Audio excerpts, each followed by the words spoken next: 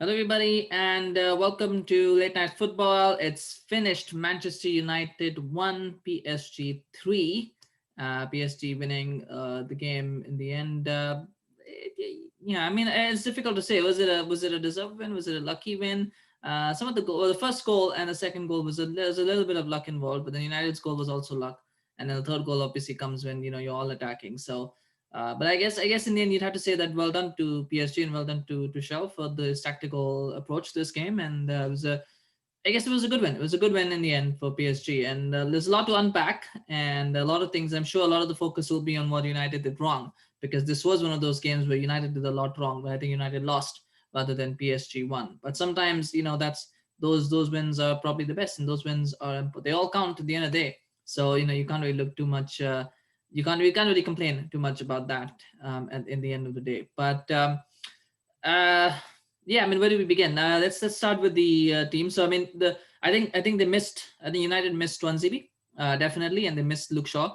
I think not having one of them would have been fine, but not having both of them today, suspension and injury, I think really created a problem because I think he would have gone with the back five again, and because he couldn't play a back five, so he went with a 4-2-3-1. A lot of people will say, well, why you started with McFred? Why didn't you bring in Donny van de Beek? I think he didn't want to. I think he didn't want to take that risk of starting Donny. So the idea was quite clearly to protect that. I think if they had a back five, he might have gone with Donny alongside Fred. I don't think he would have gone maybe he would have gone Fred, McTominay, and then three centre halves. But I think he might have started Donny in this one. That being said, remember Donny was carrying a slight knock as well. A lot of people are like, well, you should have started Donny. I don't think. I think not starting Donny in this game was not the wrong call. And whether it was the right call or not, that I think we'll have to leave that, and you can let me know what you think. But in terms of the start, I don't think it was the wrong call.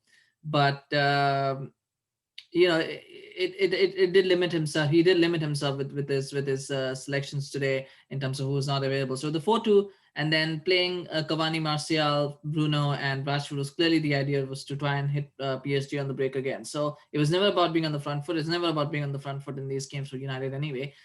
Those days are long, long gone anyway. So this is all about trying to. It was about playing for a draw and then hopefully getting the 3 points or somewhere. And those, when I said in the past, if you play not to win, you rarely win. Sometimes you never win.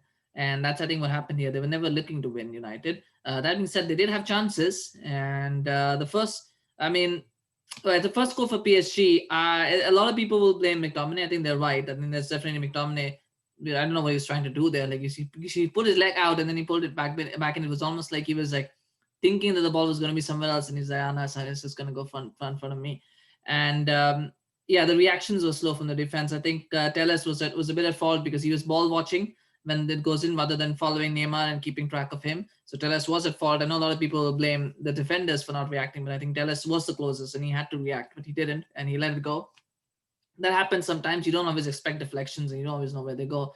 But that's the difference between good players and great players, right? That's what we talk about. And United have a lot of good players or decent players, but they don't really have a lot of great players, and that's the issue. And Telles there again showing a little bit of that inexperience, a little bit of that not inexperience, but a little bit of that naivety, that lack of understanding and awareness. And he let that ball go through, and then Neymar gets it and he hits it for a goal. So that was good. That was a good opening goal for PSG. United actually recovered from that. The red card incident. Now that this is interesting, and know everybody has an opinion about it, whether that was a red or not. Now, according to what we've seen so far and what we have been conditioned to see, that was a red card. I think Fred away got away with that one. I've been seeing my hair is a little bit off. That's because the reason why, because I was pulling my hair out. Like, what are you doing, Fred? Why are you doing that? What is the reason for doing that? However, the justification that I found was that the ref is Italian, and in Italy, a lot of these incidents don't get punished with a red. That's something that I found out, and that I was told, that I heard as I was listening to the halftime show. So that may be a reasoning for why the red card was not given. Should it have been given? Yes, but but based on the fact of what we've seen, is it a red card offense? It's not, because I don't think that should have been a red. I don't like it when the same thing happened in Martial and he was getting a red. Those kind of incidents shouldn't be red cards, right? I mean, it's not like it's not like he's hitting him with the head where he's hurt or something. It's just a matter of like putting your head together, and then one guy goes, "Oh, I fell off there. Oh my God, I fell off." Oh, So it's hard. And if you're gonna give, and this is one of the things that we talk about all the time. You need to stamp these things out because these things will keep happening. and refs have got to be stronger about it. I like the fact that it was not a red card, obviously as a fan, but I think it wasn't a red card in the fact that it wasn't like a career-threatening challenge or some kind of reckless challenge. It wasn't.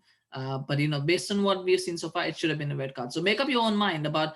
I guess you're looking at it as a practical standpoint. It's a red card. From a moral standpoint, from a fact of football being a game where you expect a bit of a physical game, a game for grown adults, not men, grown adults, because women also play. But if you're looking at it as that, it should not have been a red card. It should not be a red card. It should never be a red card. So make your own mind up about that. I'm sure people have different opinions on what they see, based on what they're doing. So sorry, my hair is a little bit off here now. It's actually gotten worse. I thought it was okay, but all right. So that was that. What I found. What I would like to, so I mean, so we got out, so they got out of that period, and then they got that goal, which was again a lucky deflection for Manchester United. Rashford shoots and it goes in.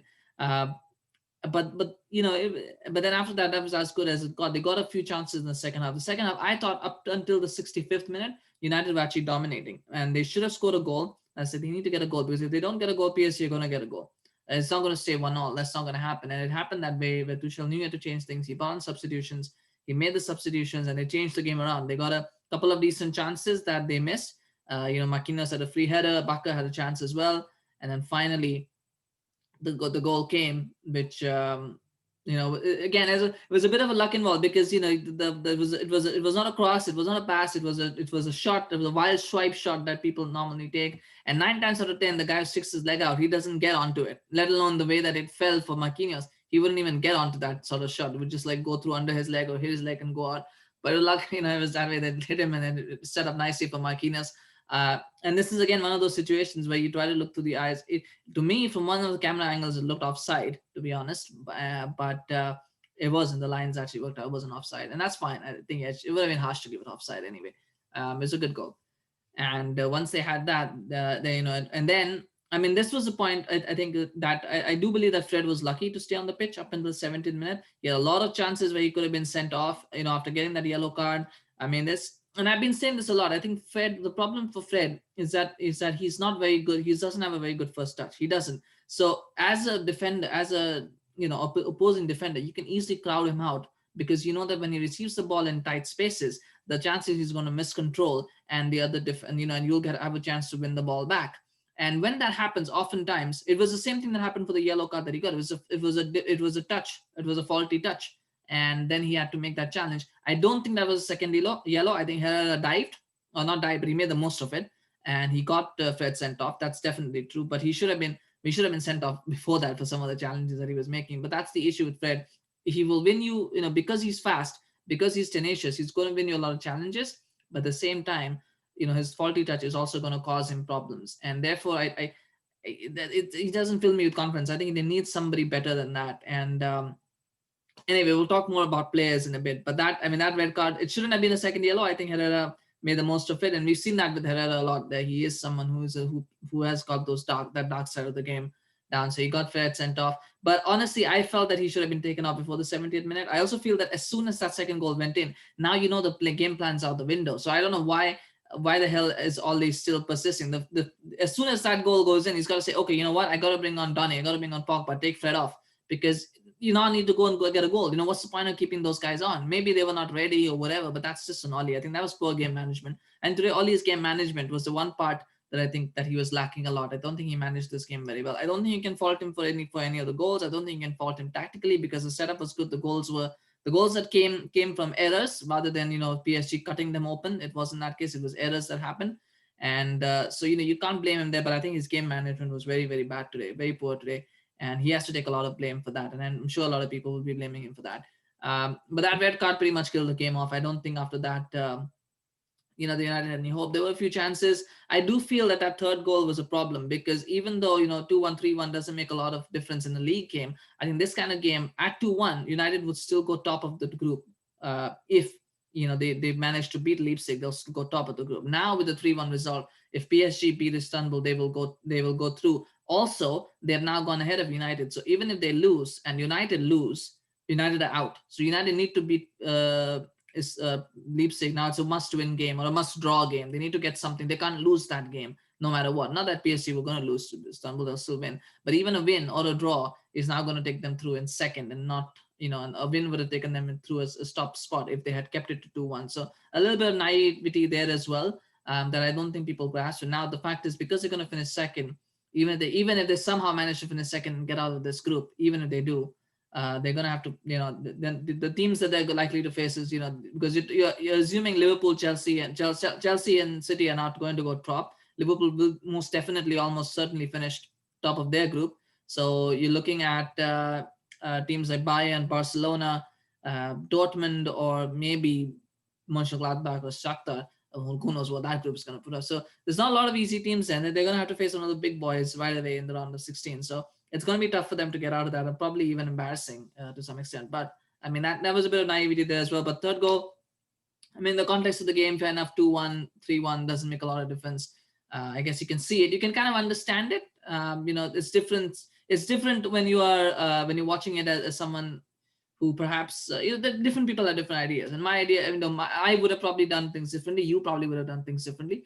That's just the way it is. So you can't fault a manager for trying to win, to draw a game, try to salvage a losing situation. You can't really fault a manager for that, or fault anyone for that.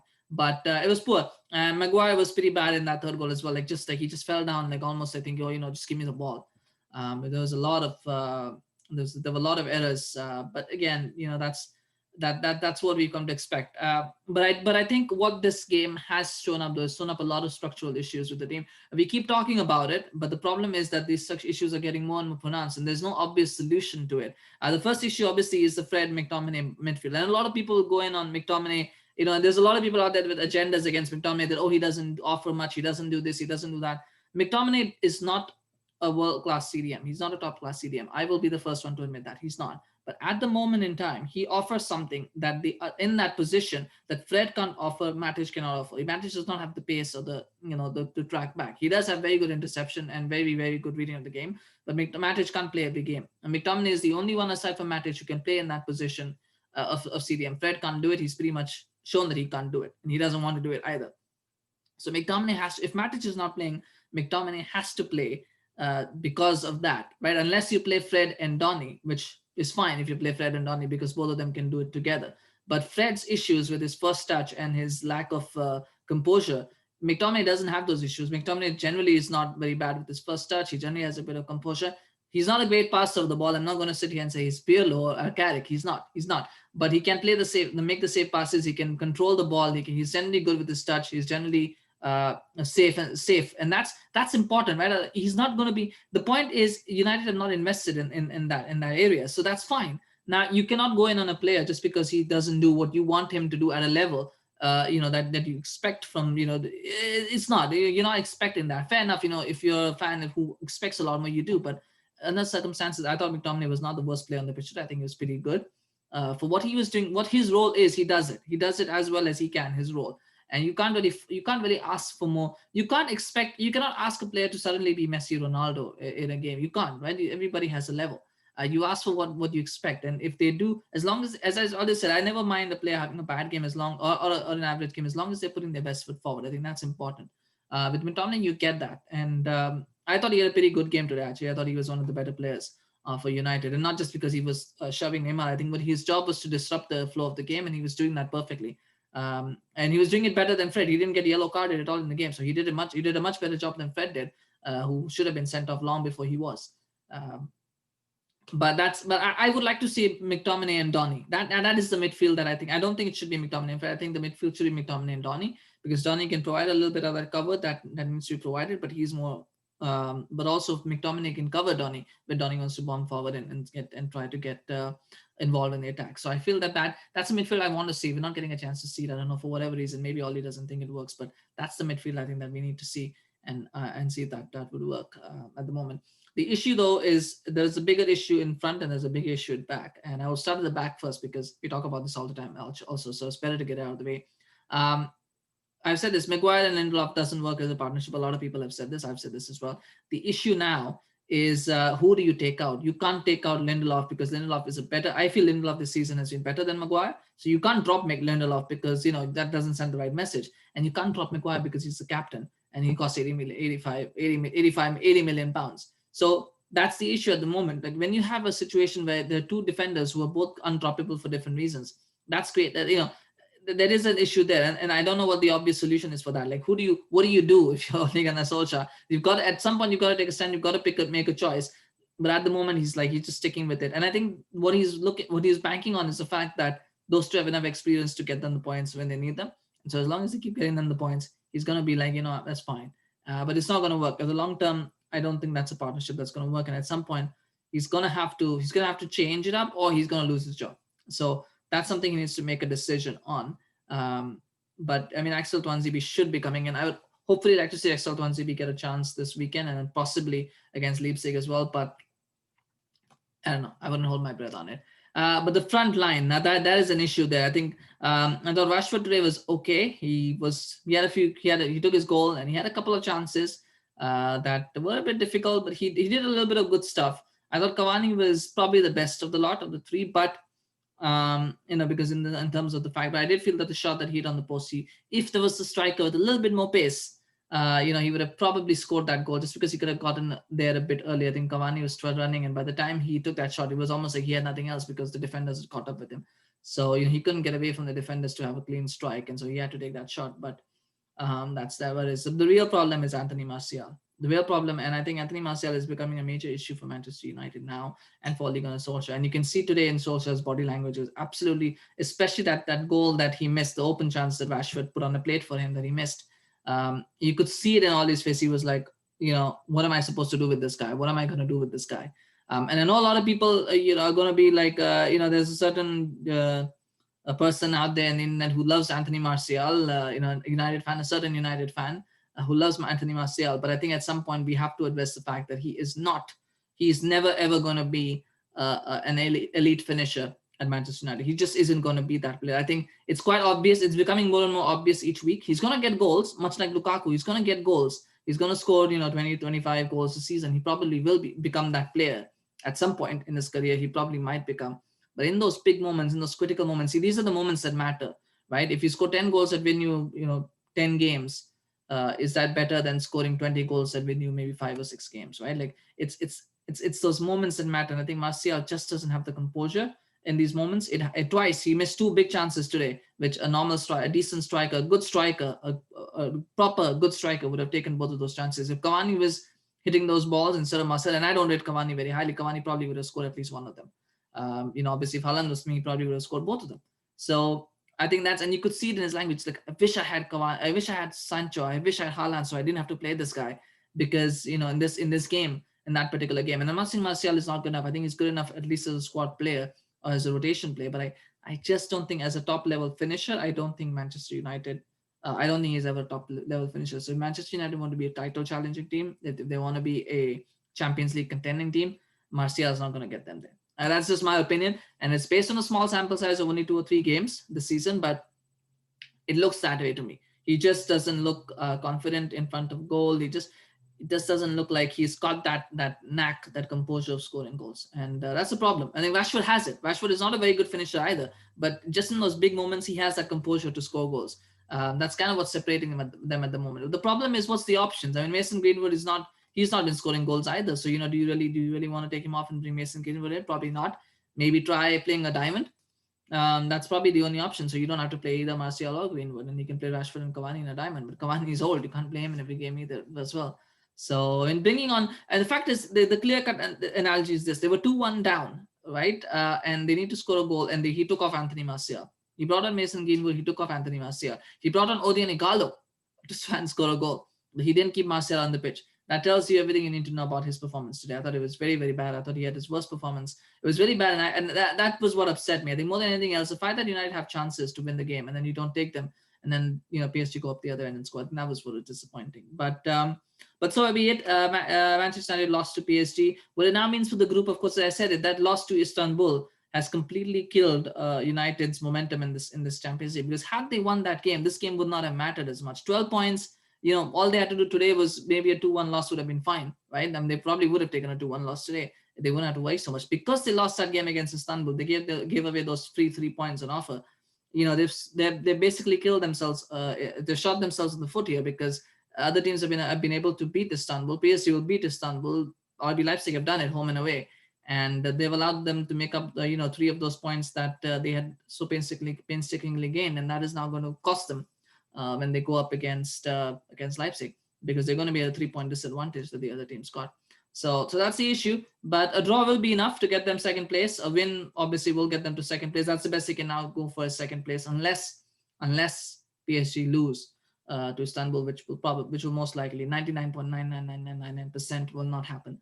So in fact, you probably say 100% will not happen. It's not going to happen. So United's best hope now is to finish second. Finding a way to finish second is what it is. But what is he going to do for that game? I have no idea. I have no clue. Fred's not going to play, so we assume that it will be Donny and McTominay starting, but he might go with Matic and McTominay. So there's, I guess, again, the mindset is going to be, if he's going to go into that game thinking I want to get a draw, he's going to lose that game. He's got to go in that game thinking, what is my best opportunity to get a win, right? Because they are playing away, because that's what it is. Leipzig don't have a good defense. They won 4-3 today. They let Istanbul score 3 goals today. Even United had their worst performance when they lost to Istanbul. They only let them score 2. So there are problems in that defense for Leipzig. So if he's going to try, he's got to think about what is the best way to exploit that defense, exploit that advantage, and try and go for the win. Because if he tries to go for a draw, he's going to lose. He's not going to get a draw. So if he goes for a win, maybe he'll come away with a draw. That's what they need. But they made it tough for themselves with that Istanbul goal they have. So if they go out into the Europa League, I think they have only themselves to blame for that one. But that being said, I mean, it's going to be an exciting final day. Atletico Madrid could be out of the competition. Real Madrid could be out of the competition. Inter Milan could be out of the competition. You've got Manchester United or Leipzig. One of them will definitely be out of the competition. So there's still quite a few things to play for. There's still quite a few places to play for, and it's going to be a very exciting final day of Champions League action when we're here next week. But we've got some domestic games for that to look at. Yeah, I mean, it was disappointing. I think you have to give the man of the match to Neymar, wouldn't you? I think he was pretty good today. I think overall he was very involved, very energetic. He had a pretty bad first half, but then aside from that goal, but then he came back and he did really, really well. So a lot of credit to PSG's mental toughness. A lot of people talk about PSG not being added mentally, but I think this game proves that they have that. And I thought the substitutions changed it, and it was poor game management at the end. But thank you for watching. Please smash a like if you enjoyed this show, and please remember to subscribe to the channel if you are new. We're gonna keep doing these kind of things. We're gonna have a preview, I guess, for the Premier League games this weekend. We're gonna try to do that, and obviously we'll be live with a few of the, well, not live, but we'll be there with the match reactions for some of the Premier League games as well this weekend. So we'll try to do that as well. But thank you for watching. Have a good evening or morning, whatever time you're watching. Enjoy the rest of your week, and we'll see you again very, very soon. Take care. Bye-bye.